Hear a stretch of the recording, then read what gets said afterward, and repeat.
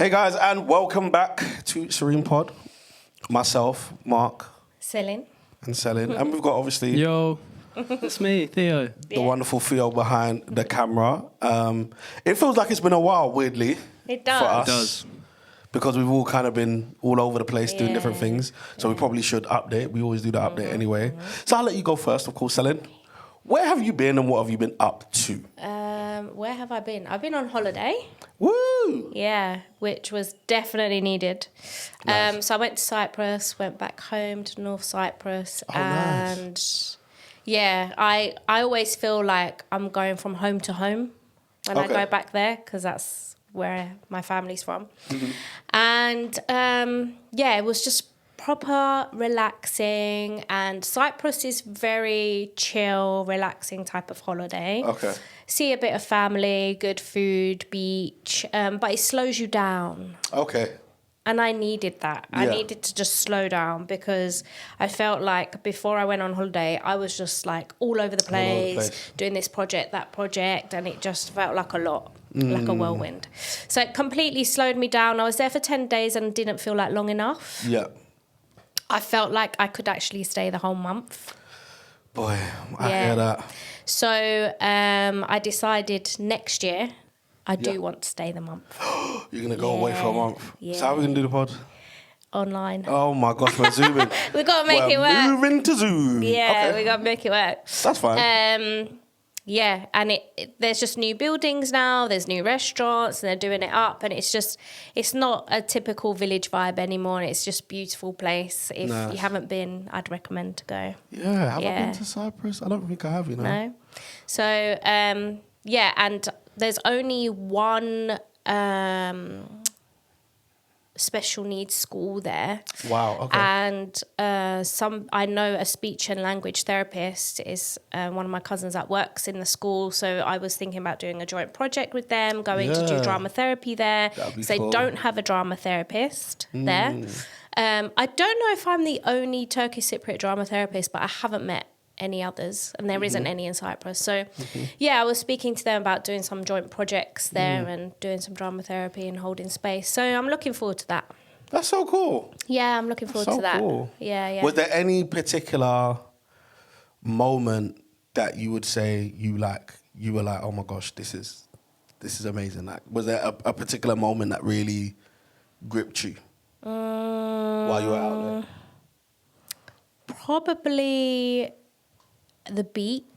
Okay. I have a friend who I was friends with years ago who used to hold these amazing house parties Okay. in North, and I don't speak to her throughout the year, but when I go to Cyprus, she's always at the same beach, and I always bump into her, and it's like no time's gone by. Wow, okay. So we're like, oh, what are you saying? Oh, should we go out for a party tonight, or should we go out for dinner? And that's really lovely because we don't hold grudges. That we live busy lifestyles, and Yeah. work is always busy. UK is always quite fast paced. So, Yeah. but as soon as we go there every year, she's at the same beach, and then we get to catch up, and Yeah. it just kind of brings me back to when I used to go when I was like 16, 17, and that type of vibe. So, yeah, I always look forward to like going to that same beach and seeing her and catching up. So, yeah, that moment kind of brought me back to my youth Yeah. days. Oh, So, yeah. That's amazing. Yeah, that's the moment for me. It sounds like you had a lot of fun, you enjoyed Yeah. yourself, Yeah, and you feel definitely. well rested. Definitely. Well Back to- rested. what was the moment like when you hit the UK? Because I know how I felt when I hit the UK. What was the moment like when you were back? Honestly, it was depressing Yeah. because it was grey and it was raining.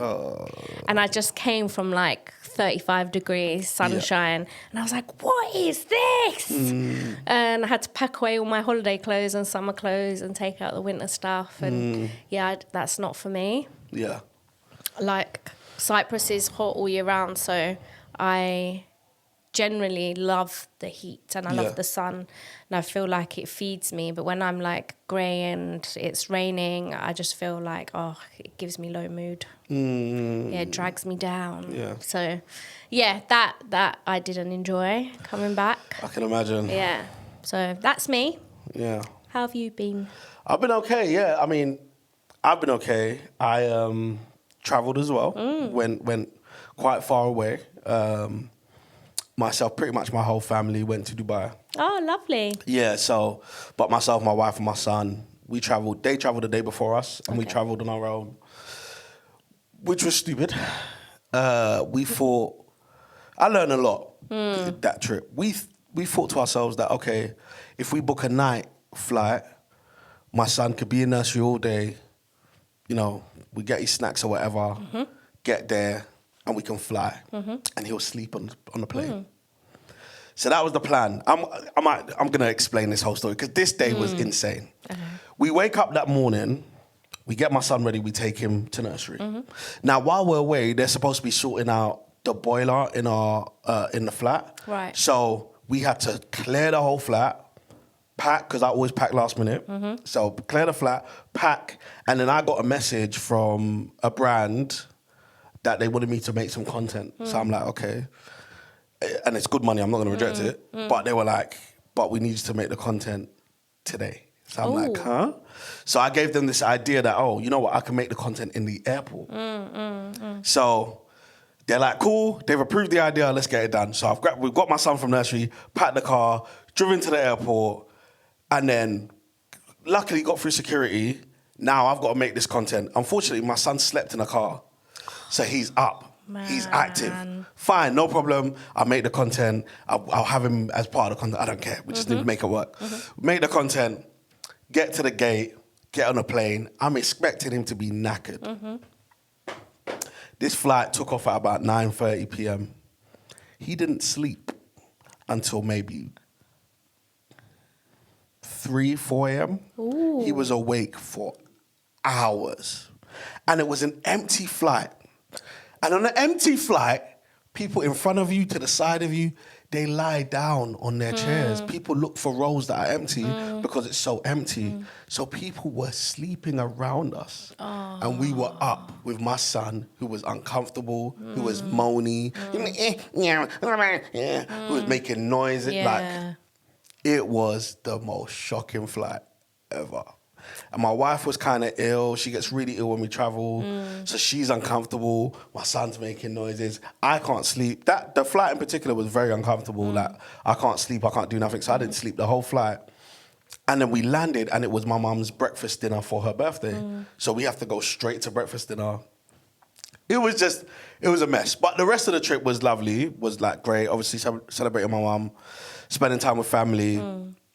And it was amazing to be back in Dubai because actually we found out we were pregnant with my son the last time we were in Dubai. That's where we found out. Wow, okay. Yeah, so we were there again. It was kind of weird being with my son that we found out about, you know, 2.5 or something years ago. And it was around the same time as well. So it was pretty amazing. It was a lot of fun. There were some emotional times, you know, just celebrating my mum, and we had a surprise there with guests from America and stuff, and like her cousins and stuff like that. So it was a great time, and the flight back home, luckily, was much smoother, much more simple. It was during the day. It was more packed, but for some reason, it was just a much easier flight. And so yeah, it was an interesting trip. I was supposed to rest. I didn't rest whatsoever. Did not rest. Yeah, man, I wish I did, if I'm honest. Because once I got back, exhausted. Exhausted. I got back tired. And like my wife she had to go to work next day. My son was back at nursery next day. Like everything was next day. And obviously because I'm on this like workout challenge on day 77 today, still well going. Done. I was in the gym every day in Dubai, which again was insane. It was stupid. Even on the last day, I was like, you know what, let me go for a swim. And the pool had steps, right? And then what I didn't know is it just has a drop to 1.9 meters or something. So it's got steps and then a drop.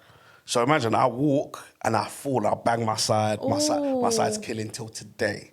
Because I was like, oh, I want to go for a swim. So yeah, I regret going for that swim.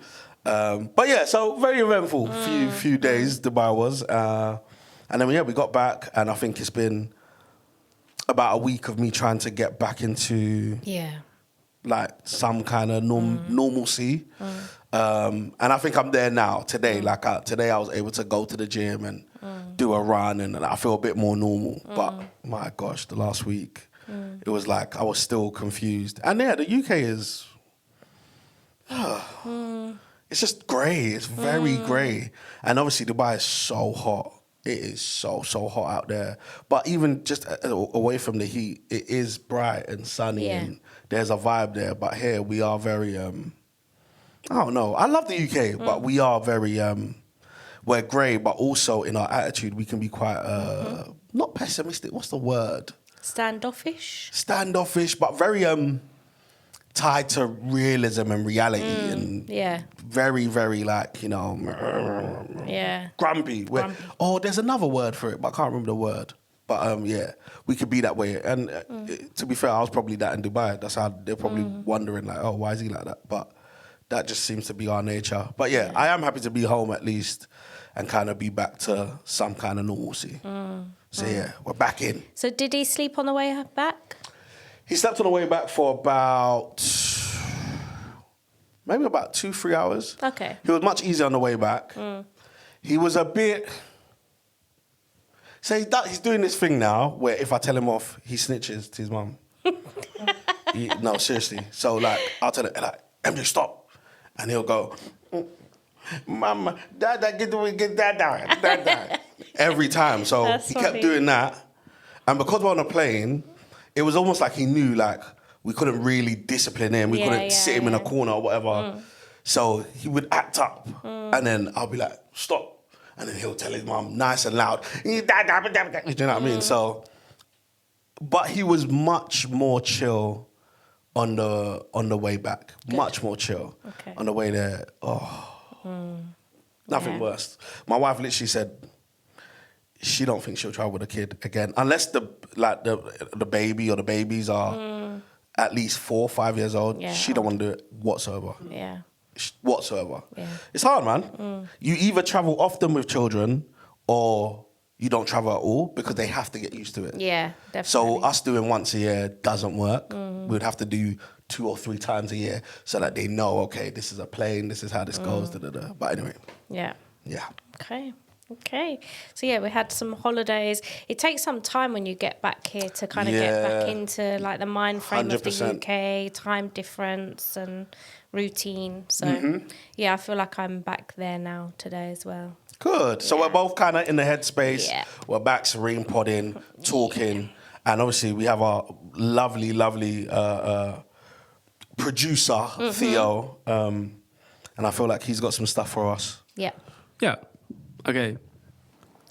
Quick question. Did we get any like responses, backlash? I know backlash sounds crazy, but any just responses, opinions, things, people saying stuff about us, about the questions that we answered before?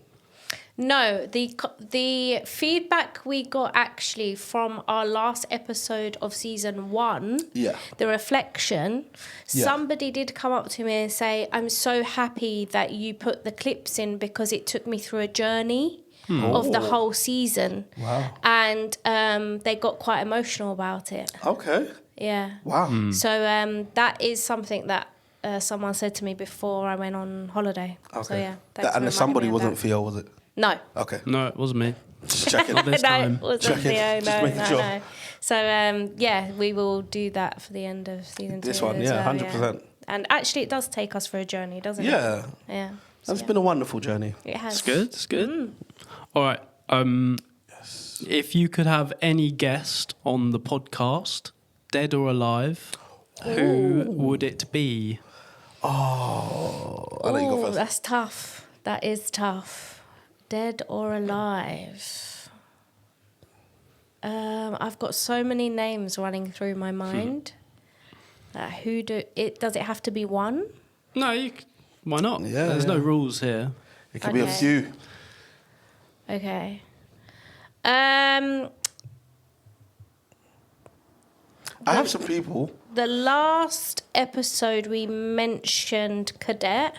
Oh, yeah. And I feel like he would have been an amazing guest. Yeah, he would have been an unreal guest. Yeah.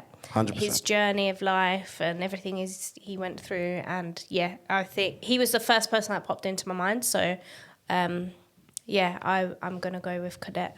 Okay. Yeah.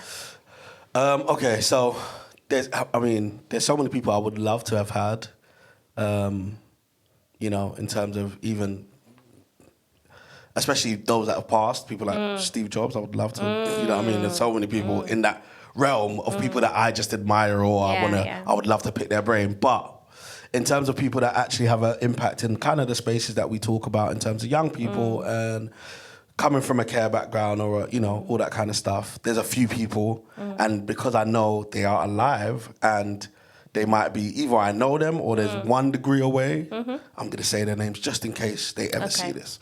So, first person for sure is Idris Elba. I think it would be amazing to have Idris Elba on the show, on the pod. I think what he's doing with his campaign is fantastic. And I think there's so many things about him, his love for music, his understanding of young people, his background that we could talk about, that we relate to, that would be really inspiring for the people listening. So Idris, if you hear this, please come on the pod. That'd be fantastic. Yeah, that'd be great. So that's number 1. Number 2 is someone that I know really well. She's very busy at the moment, and I think I mentioned this to her, but I would love for her to be on this pod, is a young lady named America Foster, who actually grew up in care in some way, or actually in a foster home. And she's had such an amazing story. I met her or connected with her in 2023 or 2023, when we did some stuff with Wingstop and she won the competition. But she's like an amazing online personality. But right now, she's actually now the only female act in Major Lazer. So she's actually now part of Major Lazer. She's touring all over the world. She was just on Kaiser Stream. She's, performing everywhere.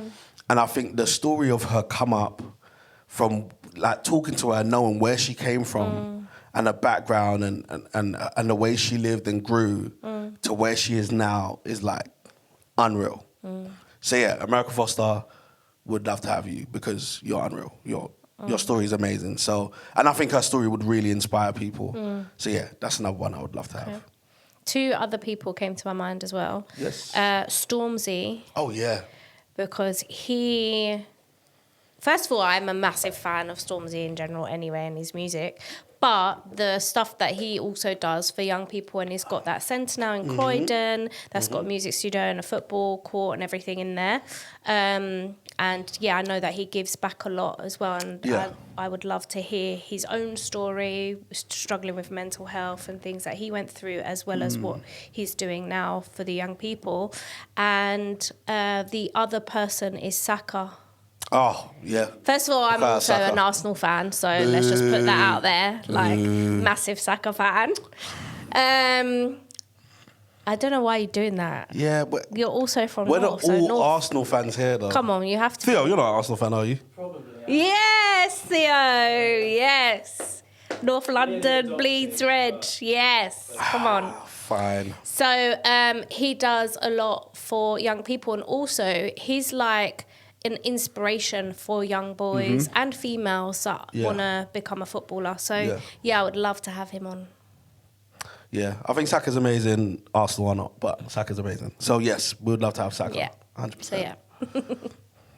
What's a belief or value that guides how you live your life?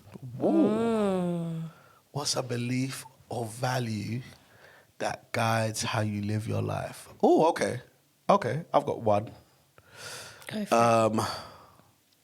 So I'm very much a Christian, and one thing that the Bible talks about and Christianity kind of focuses on is that the greatest among you must serve. And like the first shall be last and the last shall be first. And the reason that guides kind of my life is I've always believed that, the greatest among us, those that feel like, almost like the greatest leaders are also the greatest servants first. And so in most environments that I go into, whether it is being a dad, being a husband, being a guest, an entertainer, a content creator, my mindset is to serve first and to lead from the back, if that makes sense. Yeah. That's kind of how I run everything. And I guess, in my opinion, that's what I would credit a lot of my success to, is leading from the back, being able to go into environments and think about how I can add value and help and serve, whether it's the audience or even like I said, like being a dad and being like, okay, how do I serve my child? Where most people are like, no, you're not meant to serve your child, you know what I mean? But actually, no, how do I exist in service to his existence? How do I exist in service to my wife, you know? And even in the kind of modern patriarchy, you know, I'm the husband, she's the wife, you know, blah, blah, blah. But in my head, even leading a home, for me, comes from serving that home, you know? And then when it comes to everything, when it comes to content, how do I serve and how do I add value? How do I give something through this content? How do I help people through this content? How do I make people feel supported or loved or excited? So yeah, that's like a guiding principle that has, changed everything for me. Because even when it comes to music and doing sessions, I've done sessions with artists as a producer and sat down with them and asked, like, yo, how can I serve you? Like, how can I help you? How do I add to not your career, but your life? Like, what do you need? And it's changed the trajectory of a room or the environment that we're sitting in, because all of a sudden the artist feels like, wow, you care about me as a person. And it's like, my whole essence is about serving humanity as a human being and seeing everybody and letting them feel seen and loved. So yeah, I think that's like a guiding principle for everything that I do, to serve, you know. Yeah. Okay. Sorry, that was a bit of a long answer, but yeah. No, it's a good one. I feel like mine has been life is short for a long time.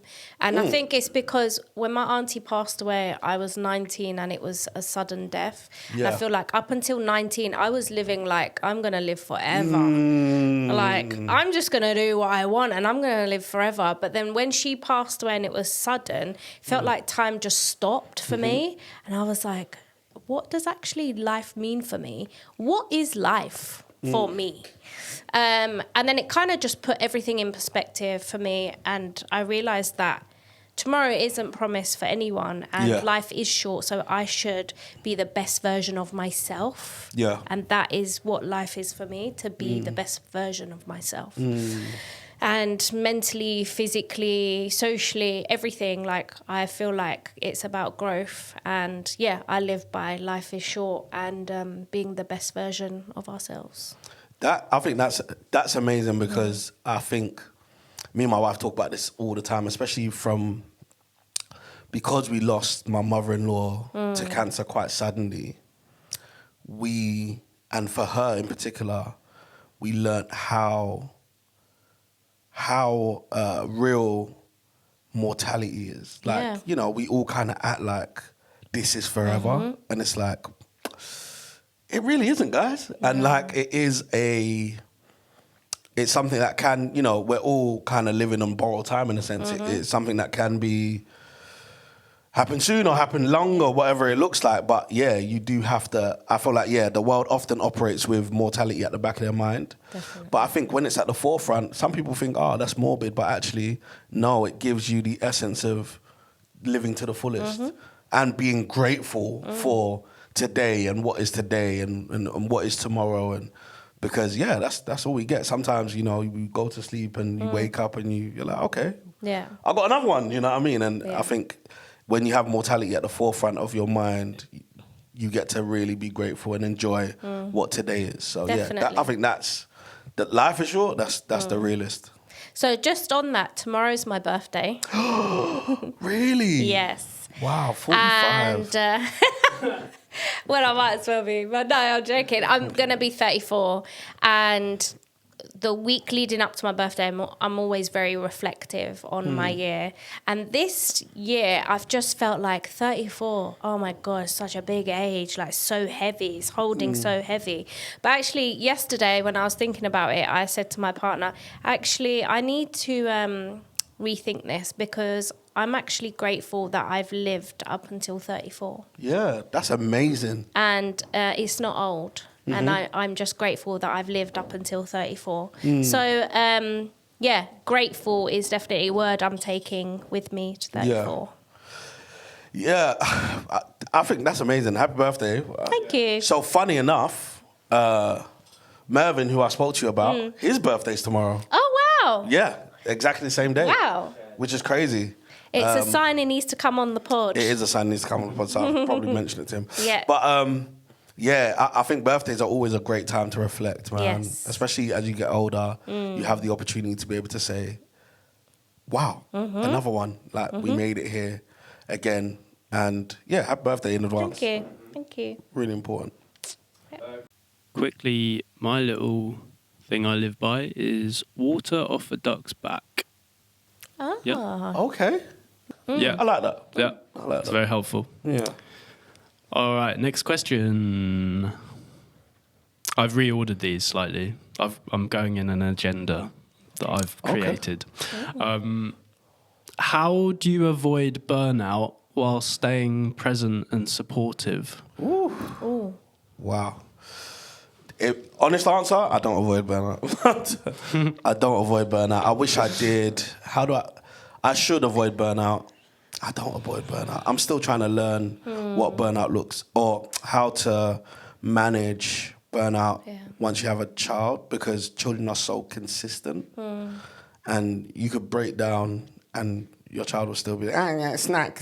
They don't care. Do you get what I'm saying? So it's always been a thing that I've struggled with, managing burnout. And I feel like, if I'm honest, I just basically operate in burnout, which is probably really bad.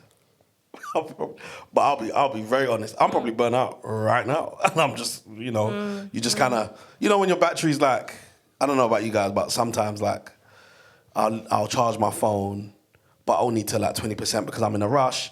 And you just live basically with your phone on 20% for like 2-3 days because you just haven't had the time to charge your phone fully. And every time you charge it, it's just for 5 minutes. And, I feel like that's kind of my life at the moment, which is bad. So I should fix it. Any advice?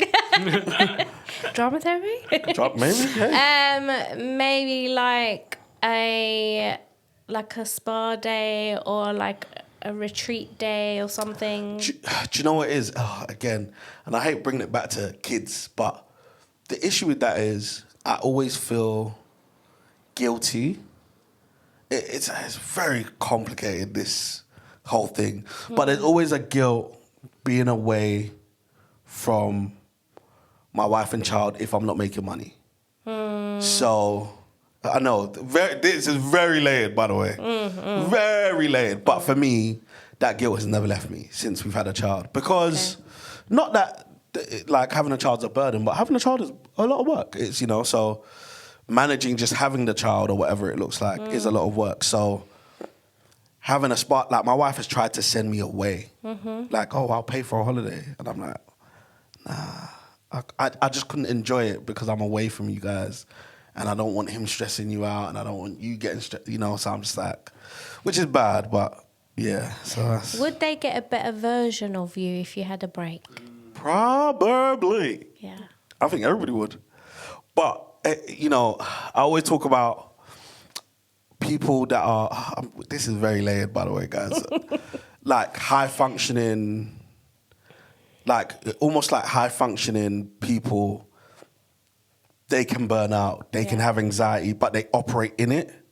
It's almost like, apologies for the terrible analogy, but those that are like really heavily on drugs, but they're now so on drugs that they're just living in normalcy. Wow. So you don't even know that they're on drugs because now they're just functioning. They are functioning addicts. And you only ever see the struggle if you take the drugs away. I feel like that's where, not that I'm on drugs, but that's where I'm at in terms of like, I'm in this functioning mode. And so for most people, I'm operating great. I'm just a normal guy. But actually, probably if I took a day away, I might explode. I might break down. I might break down somewhere and just be like, I can't do this anymore. So sometimes I feel like, don't take a break, just keep going so that you can keep your head on. I think everybody's personality is different. For some people, pouring out is a lot of work, you know. So for me, I think pouring out it can get tiring. And I'm telling you, it's a lot. You know, my son he came back and he was sick the last 4 days. And he went to nursery once. And all of a sudden he's sick again. And so we have to manage that. That's just what it looks like. So it is a lot of work. But it's amazing work in that. And I think, yeah, I find ways. I watch like Marvel movies over and over again. That's like a way I find to just like replenish. But yeah, it's difficult. Anyway, this ain't about me. Hey, Selin. So, as a head of wellbeing, I'm concerned, but that's okay. I'm fine, guys. I will send you some tips after. Okay, this, cool. okay? I'll take that. Burnout is a massive thing for a therapist. So you can have a shorter career if you do not look after yourself and be aware of burnouts. And I'm really cautious of that because I do want longevity in this career. So I do go, luckily for me, I'm able to have like little weekends away. Which massively help. Or if I realise I'm going into a minor spattery, I will take a day off and I will go get a massage, I'll journal, I'll go for a walk. I do yoga every week, which completely helps me just reconnect to myself because I'm dealing with everyone else's trauma. It's always about everyone else and I need to just remember who I am as well. So yoga definitely helps me every week. Meditation, I do meditation, I walk. So I have a self-care like routine every week. Otherwise I can't afford to burn out as regular because my career will just be cut short. So, yeah. I do go to the gym every day though. Yeah, so gym is... It helps. Yeah. So there are like little things that help. But like I said, when you're operating already in minus, you're just getting to kind of zero and then you go back in zero. Yeah. I'm in overdraft of energy, if that makes sense. Yeah. So I would need that's what I was saying to my wife, like now my push is so that before I'm 40, I want to take a year off. Like a whole year just off because I think it's just I've been always kind of pushing and honestly, you can ask anyone around me the last time I took a holiday. Wow. Who knows? I don't take holidays, you know. You just kind of keep going. So there is like men retreats, like even for a day and stuff. I probably should. Yeah. But I know me, I'm going to take my laptop and then, you know. No. I told myself I wasn't taking my laptop to Dubai. And then I end up making content in the airport. Like, it's ridiculous. Yeah. It's bad. Sorry, I shouldn't. I don't know. Okay. Right, moving on. Yes. What part of your personality took the longest to love? Woo! Lordy. That's an interesting question. Oh my gosh. Why are you... I feel like you're trying to therapize me. Maybe you guys planned. Is this like an intervention? No, I'm answering it as well. Shall I go? Yeah, go on. Okay. Probably the part that I'm most known for, which is kind of being somewhat like joyful, right? Oh gosh. So the reason that is because when I was in school, I was very depressed. I became Christian. I found a joy. And it was amazing. And people started calling me happy and then it became a thing, right? And I lived through this joy that was wonderful. That wasn't happiness. It wasn't like a temporary thing. It was like consistent in me. You know, I always say that it felt like light wasn't shining on me. It was like light was shining from me. You know, It was within, there was a joy, right? And I've said it before, but it then felt like people would take advantage of that. The kindness for weakness, all that kind of stuff. And so I spoke about this, the dealing with the kind of anger or for, I would say, I don't know, over a decade, maybe 10 to 15 years, I hated that. Right. I hated that was people's perception, like me being joyful. Even doing music, the reality of doing music is the things that sell the most isn't Mr. Positive. You know, Mr. Positive to most people is corny. It's cringy. It's weird, you know. in music, you got to be cool. You got to be dangerous. You got to be rugged. And that's very hard when your name's Happy. That's very hard when you want to represent positivity and you want to uphold that. So it made me struggle so much, even as an artist, that I basically stopped making music as an artist because there's nowhere to fit. I can't fit in this space because I want to be positive. I've spoken to people that were like, yo, you should just move to America because they're allowed to be positive over there. That's crazy. Honestly, but from a music... Wow. It's weird. Here, especially from an entertainment perspective, everything's cringe. Not anymore. Yeah. Social media and content creation has helped to change that. Yeah. There's a bit more of a landscape. But it's still a severe... But yeah. You got to be cool and moody. Yeah. Everything has to be cool, moody, mysterious. Right. And I was very open, honest, and joyful. So I hated that because I could never be me. And it's taken up to maybe the beginning of this year for me to be like, nah, man, that's who I am. Yeah. And that's okay. So yeah, that took... I had a good 15 years of not loving that whatsoever, hating it, because it just felt like it wasn't allowed. Yeah. Well, actually, one of my questions for you was going to be, where did the name Happy come from? So, yeah, now you've explained that to me. Yeah, I mean, I won't go into the story far, but I was very depressed as a kid. Very depressed kid. I came from a difficult home, so that's why, and again, thank you for the vinyl, because Theo gave me a vinyl.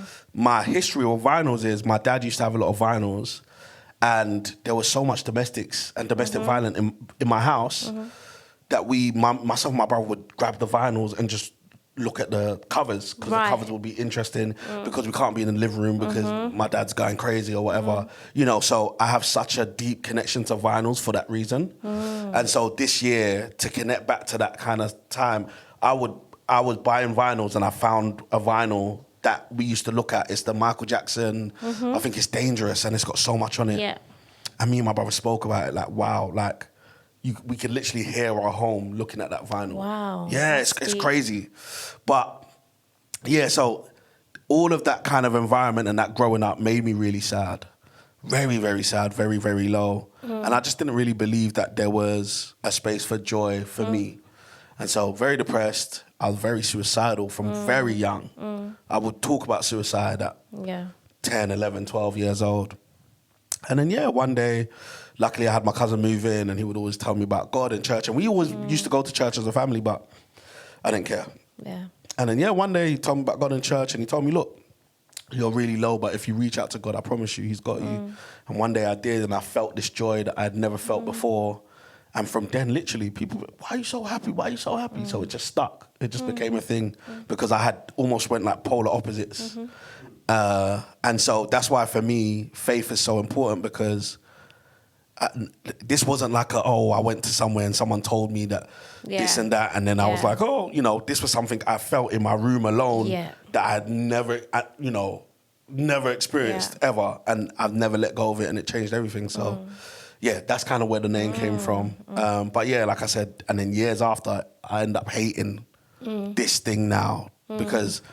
you grow up and you realize the world is so cynical. The world doesn't love you to be joyful. So, Yeah. Well, thanks for sharing that, because that's really vulnerable of you. So thank you. I'm open. Yeah. Cynical was a word I was cynical. going to use to describe the kind of feeling of the UK music industry. It probably applies to more. And I don't actually think it's entirely a bad thing. I think there's an incredible high bar of quality that comes with a bit of that in the industry, as a listener too, not just being in the industry, but at the same time when you contrast it to European and America, there's a lot more acceptance of a wider range of emotion within music. More. What is so interesting about that is the other day I was on TikTok and I saw Anne-Marie has released a song about depression by accident. Right. So she since she's given birth to her second child, she has got postnatal depression. And she was in the studio and she just did a little live showing her depressed song. It's called Depressed. And it went viral. So then she had to record the whole song and release the song. And then she was like, oh my God, I've got to release this song. Hold on a second, guys. Just wait, because it's not actually a song. And then she's released it now and it's called Depressed. And it's going viral now on TikTok. Yeah. So, it's weird because, for a long time, the UK... I mean, and not just the UK, to be fair, but there's a cynical nature when it comes to people expressing themselves. And so finding a space, especially, and I'll be honest, as a 6'3" black man, for me to be super joyful and jolly wasn't always a thing that people would go for. The people's mindset is that I need to be rapping or doing drill or whatever, you know what I mean? So it was always really hard and, but I feel like these days, especially once you have a kid, you realise, you gotta be positive because that's all your kid needs. Your kid doesn't need some gangster guy. He doesn't care about that. He just wants a loving father. So I think that having a kid has kind of brought me back to loving that side of me because he does. So this is way too deep, by the way, guys. I don't know why we went here. This is good. This is good. People will know you, really know you. Mine is hermit as well. Loving the hermit side of myself. And again, similar to you. What is the hermit? Hermit is like a hermit on a archetype card is someone sitting in a dark cave. Okay. Yeah. And as a teenager, I was depressed as well, and going through grief just led me going into depression and going down a very dark hole. And that came up with a flare-up of my skin. So I had really bad eczema, which meant I didn't want to physically leave my house. I didn't want anyone to see me. I didn't like looking in the mirror. And that played a part in my mental well-being as well. I was really low. But then when I was training to be a drama therapist and going through therapy, I actually learned to love that part of myself. And having low mood sometimes is okay because we're human. And sometimes if I do feel like, I actually just want to be a hermit today and just stay in my house, then that's also okay. So I'm giving myself permission just to be a hermit for today. And tomorrow we'll see what I wake up as. So I've started to love that side of myself as well. And maybe that's just me giving myself some space to myself. I need that to switch off. So that's the part that I love now as well. Oh, boy. I need to love that part of myself too, boy. How have young people changed you as a person? Oh, I like this one. I feel like this is a great question to end on as well. Yes, I like this one. I'll go. Yeah. I think they've changed me a lot, actually. I feel like not solely my confidence has come from them, but when you are like working with young people, they've got no filter. So they're just going to tell you direct, this is what's going on, this is what you're wearing, this, And I feel like I've had to find my voice in that because, first of all, you need boundaries. And I have to show them that I have boundaries. I have to be confident. I have to be confident enough to give them advice. I need to trust myself in what I'm saying because I'm guiding someone in their life.